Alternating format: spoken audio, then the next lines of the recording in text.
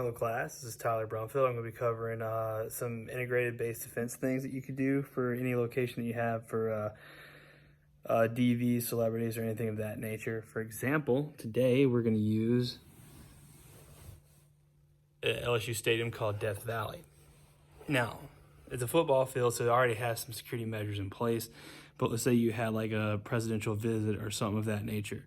What you'd want to do, you can't really see my cursor, but so you already have your parking plan in place, which is a necessity because you're going to have an overabundance of people, but you also have all these roads right here. Now, if you want to, depending on the level of like protection that you're trying to have, you actually may want to block some of those roads off and just make it to where everyone has a funnel into this main road, and then block all these side roads off and just pretty much evacuate all those buildings. Because if it's like something going on like a weekend, there's not going to be a need for anybody to be in those buildings anyway. That also will mitigate risk from people trying to enter into any of the sides here. And we're just going to cut the mouse out.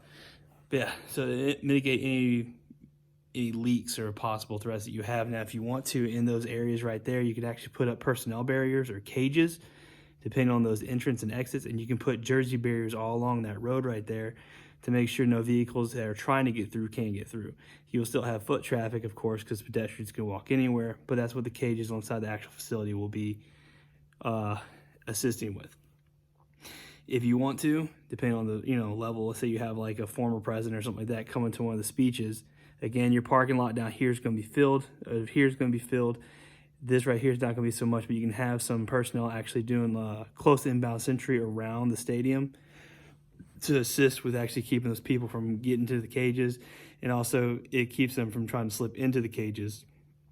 So you can protect it that way. On the inside of the stadium, you can have some DMs or designated marksmen, just in case there's a threat that leaks inside and actually wishes to instill harm on the people or the presidential candidate or former president that's actually going to be there for the speech or some of that nature.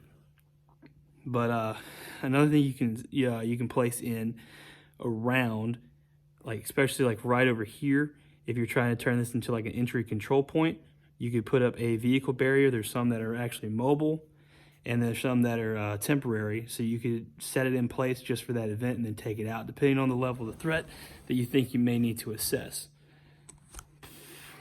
So moving on to the next thing.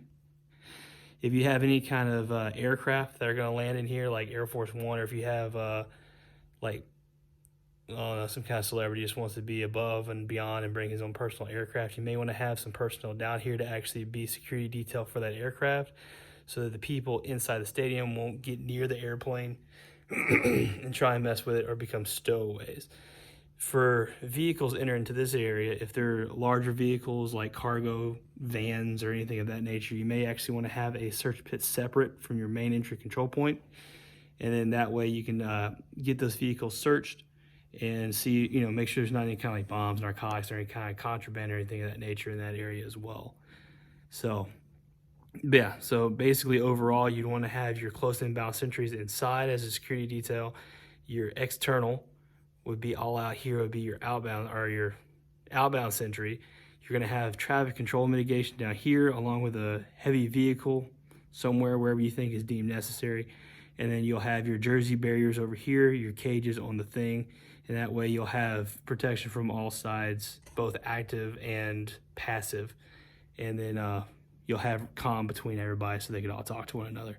But yeah, if you have any further questions about that, that's going to be, I pulled a lot of the stuff from AFIs, which is Air Force Instructions, 31-118, 31-101, and then also Integrated Defense Plans, which are just kind of basic brought down, hey, how do we defend this area to the best of our ability with minimal people? But I appreciate you for listening, and I hope to talk more on this later. All right, bye.